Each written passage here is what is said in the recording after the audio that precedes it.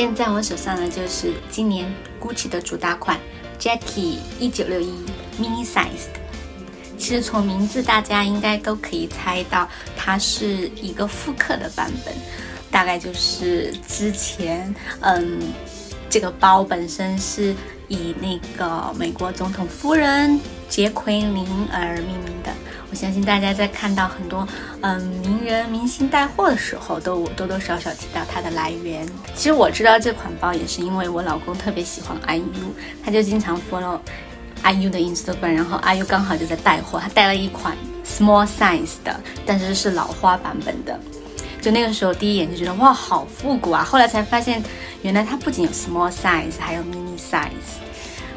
我觉得国内好像应该是 official launch 要早一些，但是在新加坡大概是9月18号 official launch。但是我在此之前就去联系了我以前经常联系的 sales， 我就说我可不可以 pre-order 呀？你们有什么颜色可以呢？然后就刚好有一天他们有一个 preview 的 event， 就把我叫去了，然后我就看了白色，其实当时还有红色、蓝色、黑色、紫色也有，包括老花都有。然后我试了，我觉得还是白色比较百搭，但其实每个颜色都非常的好看。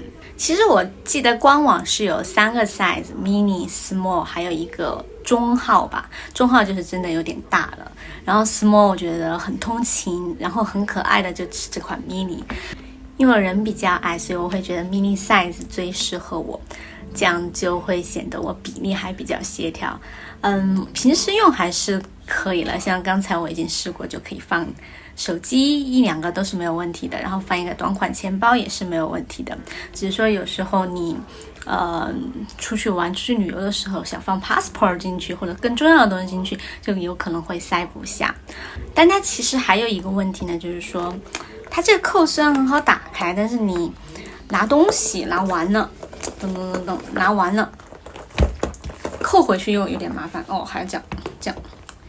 有时候东西多一点，你还要用力才能把它弄回去，稍微麻烦一点点。但是我觉得，总的来说，女孩子买包都是为了搭配，所以实用性稍微不会那么 care。其实我最开始比较纠结就是白色和老花款，我觉得老花的 mini 也是很漂亮的。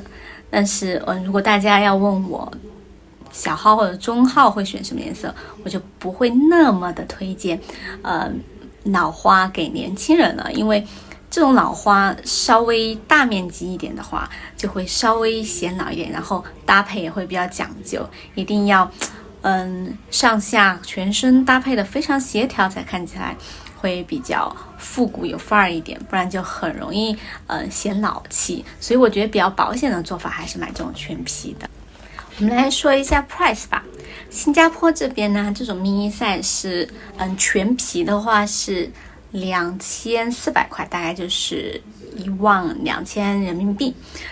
如果是老花的话就稍微便宜一点，应该是2070块，大概就是1万多一点。当然大号就稍微贵那么一点，其实你想起来的话性价比会好一点。大号的全皮应该是2700，也就是13500人民币吧。然后稍微大一点的那个老花的话，是12000块人民币。然后这个价格其实相对来中国大陆来讲的话，平均每一个包种都基本上可以便宜2000到3000块。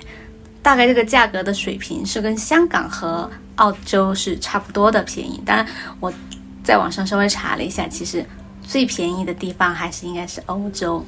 我实在是太喜欢这个很可爱的 mini size， 然后那天我就顺便也去买了一个 Trini， 然后想把它绑在它的袋子上面做一个装饰。那我就专门选了一个带一点点金色边的花纹，这样子就跟这个金色的五金就特别的相称。